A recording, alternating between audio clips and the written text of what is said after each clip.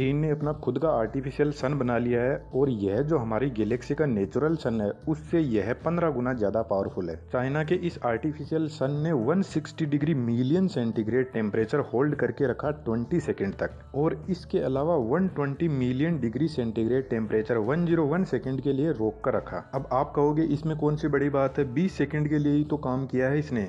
दोस्तों ये बड़ी बात नहीं है, यह बहुत बड़ी बात है। अभी आपको थोड़ी देर में समझ आएगा और साथ में यह भी समझ आएगा कि इसका काम क्या है, इसको बनाया क्यों जा रहा है। East in short experiment advance super conducting tokamak, यह इस रिएक्टर का नाम है और इसी को आर्टिफिशियल सन बोलते हैं। इसके अलावा भी चाइना के पास में 2 और रिएक्टर है जिनके नाम आप यहाँ पर देख सकते हो और यह दोनों के दोनों रिएक्टर भी वर्किंग कंडीशन में है।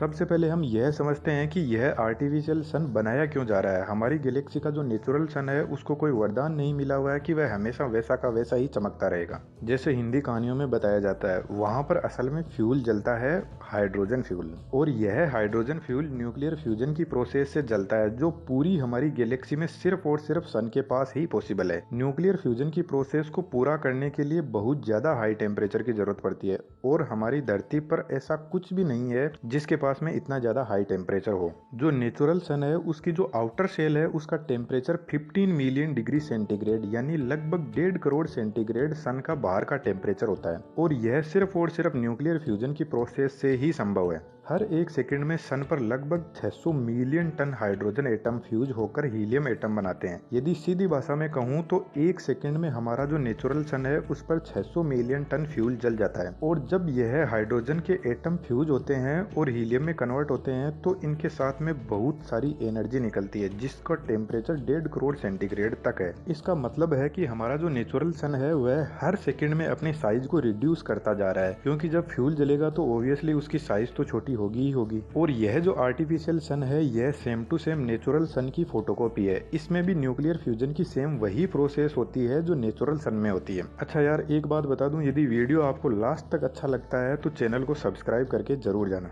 अब बात आती है कि इतना ज्यादा हाई टेम्परेचर हमारे नेचुरल सन से भी 10 गुना ज्यादा चाइना ने होल्ड कैसे करके रखा 20 सेकेंड तक। क्योंकि यार आज तक सिर्फ और सिर्फ इंसान सूरज पर इसीलिए नहीं जा पाया है कि उसका टेम्परेचर इतना ज्यादा हाई है कि यदि उसके पास में यदि कोई आसपास में भी भटका तो उसकी बुर्जी बन जाएगी। आपको पता होगा हमारी धरती पर सबसे ज्यादा पावरफुल बॉम्ब कौन सा है? बिल्कुल न्यूक्लियर बॉम्ब ही सबसे ज्यादा पावरफुल है जिसको एटम बम भी बोलते हैं। और वह न्यूक्लियर बॉम्ब पावरफुल इसलिए है क्योंकि उसके पास में इनफाइनाइट ऊर्जा का भंडार है। पर हमारा जो नेचुरल सन है उसका भी बाप है, उसके पास में इनफाइनाइट की भी इनफाइनाइट एनर्जी है। अब मैं आपको यह बता क्यों रहा हूँ बीच में न्यूक्लियर बॉम्ब कहाँ से आ गया? वह इसलिए क्योंकि न्यूक्लियर बॉम्ब और जो हमारा सन है उसका काम करने का तरीका लगभग सेम है लेकिन एकदम उल्टा है। सन में जो प्रोसेस होती है उसका नाम है न्यूक्लियर फ्यूजन और न्यूक्लियर बॉम्ब में जो प्रोसेस होती है उसका नाम है न्यूक्लियर फिजन। एकदम आसान भाषा में समझते हैं यह क्या है क्योंकि आर्टिफिशियल सन का काम करने का तरीका बिल्कुल यहीं से निकला है। न्यूक्लियर फ्यूजन के अंदर क्या होता है कि एक बड़ा एटम होता है वह 2 छोटे एटम के अंदर टूटता है और जब वह 2 छोटे एटम के अंदर टूटता है तो उसके साथ में एनर्जी निकलती है और वह 2 छोटे छोटे एटम आगे 2 4 में टूटते हैं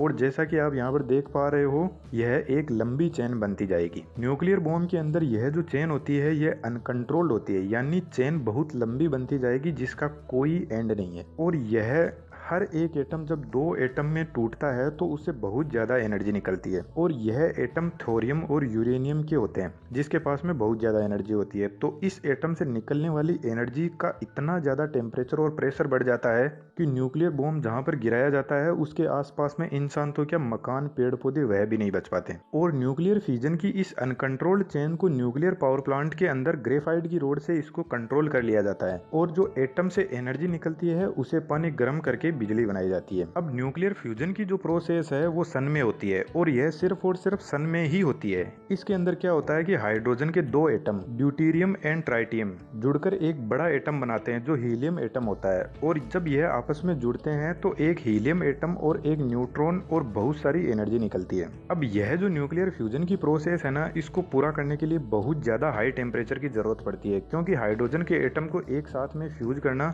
बहुत ही मुश्किल काम है और यह फ्यूज सिर्फ और सिर्फ बहुत ज़्यादा हाई टेम्परेचर पर ही हो पाते हैं, और अभी तक यह इतना टेम्परेचर सिर्फ और सिर्फ सन के पास में ही अवेलेबल था। न्यूक्लियर फ्यूजन की प्रोसेस में इतनी एनर्जी निकलती है कि धरती के लिए यह इनफाइनाइट एनर्जी का स्रोत हो सकता है। जैसा आयरन मैन मूवी में दिखाया जाता है वह टेसराइट वाला सीन। जब धरती पर सब फ्यूल खत्म हो जाएंगे तो न्यूक्लियर फ्यूजन की प्रोसेस पूरी धरती पर एनर्जी का एक बहुत ही बड़ा सोर्स होगा, जिसके पास में इनफाइनाइट एनर्जी होगी। अब बात यह आती है कि चाइना ने इतना ज्यादा हाई टेम्परेचर हमारी धरती पर कैसे मेंटेन कर लिया। हमारी धरती पर तो कोई ऐसी चीज ही नहीं है जो सन से भी 10 गुना ज्यादा टेम्परेचर को रोक सके, और यही काम करने के लिए चाइना ने यह 3 रिएक्टर बनाए हैं, जिसमें इस रिएक्टर ने यह कर दिखाया। इसमें ऐसा होता है कि रिएक्टर के अंदर स्ट्रॉन्ग मैग्नेटिक फील्ड को जनरेट किया जाता है और हाइड्रोजन के एटम को स्ट्रॉन्ग मैग्नेटिक फील्ड से कंप्रेस किया जाता है। यह स्ट्रॉन्ग मैग्नेटिक फील्ड इस हाइड्रोजन के एटम को इतना ज्यादा कंप्रेस करता है कि जिससे प्लाज्मा बनना शुरू हो जाए, और इसका टेम्परेचर 150 मिलियन डिग्री सेंटीग्रेड तक पहुंच सकता है। इस प्रोसेस में हाइड्रोजन एटम को एक दूसरे के साथ में फ्यूज करना ही प्लाज्मा है, और जब इन हाइड्रोजन एटम को प्लाज्मा स्टेट में रखा जाता है तो बहुत ज्यादा एनर्जी निकलती है इनसे। प्लाज्मा स्टेट में हाइड्रोजन एटम को रख पाना यार, इसमें बहुत बड़ा खतरा है। यदि यह प्लाज्मा इस स्ट्रॉन्ग मैग्नेटिक फील्ड को तोड़कर बाहर आ जाता है तो इससे नुकसान उतना ही होगा जितना यदि अभी हमको सूरज की धरती पर बिठा कर आ जाए। अच्छा, यह जो न्यूक्लियर फ्यूजन की प्रोसेस है एक तरीके से हमारी धरती के लिए यह सुरक्षित है, क्योंकि इसमें ना ही तो ग्रीन हाउस गैसेस इमिट होती है, और जब हाइड्रोजन फ्यूल जलता है तो इसमें एटम की जो एनर्जी है वह वेस्ट नहीं होती है।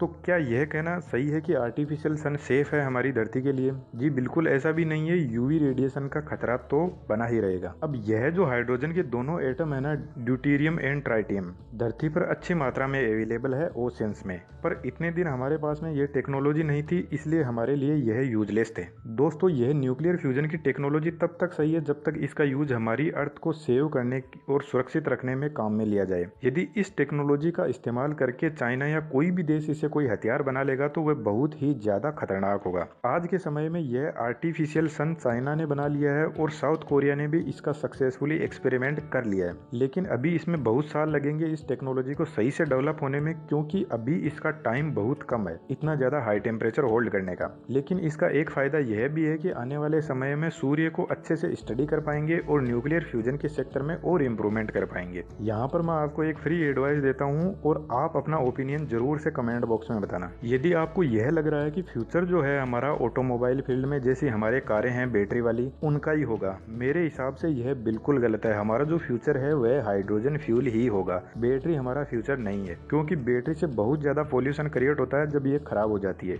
लेकिन हाइड्रोजन फ्यूल धरती पर अच्छे से अवेलेबल भी है और यह हमारा फ्यूचर होने वाला है। अगले 5-10 साल में आप देख लेना, इन बैटरी वाली कारों का क्रेज धीरे धीरे खत्म होने लग जाएगा। अभी इस हाइड्रोजन फ्यूल के ऊपर काम चल रहा है, और जहां तक मेरा ख्याल है कोई कंपनी है जिसने 1-2 कार बना भी दिया है इस हाइड्रोजन फ्यूल से चलने वाली। आपका इसके बारे में क्या ओपिनियन है जरूर से कमेंट बॉक्स में बताना। और जहां तक मेरा ख्याल है आपको इस आर्टिफिशियल सन के बारे में अच्छे से समझ आ गया होगा, क्या इसके फायदे हैं, क्या इसका नुकसान है, कैसे यह काम करता है। लेकिन यार यदि आपने इतना वीडियो देखा है तो एक बात तो पक्की है कि आपको